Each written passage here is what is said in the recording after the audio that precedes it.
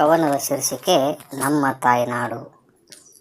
ಎಂದೆಂದಿಗೂ ಮರೆಯದಿರು ಕನ್ನಡಿಗನೇ, ಕನ್ನಡದ ಕಂದಾನಿ ಕನ್ನಡವ. ಎಂದೆಂದಿಗೂ ಒಂದೇ ನಮ್ಮ ಕನ್ನಡ ನಾಡಿದು, ಹಲವು ಜಾತಿ ಧರ್ಮದಿಂದ ಕೂಡಿದಂಥ ಬೀಡಿದು. ಒಲವು ಪ್ರೀತಿ ಸ್ನೇಹದಿಂದ ಬಾಳಿದಂಥ ನಾಡಿದು, ಸತ್ಯ ಶಾಂತಿಯ ಹಿಂಸೆಯ ಶಸ್ತ್ರಗಳನ್ನು ಹಿಡಿದು.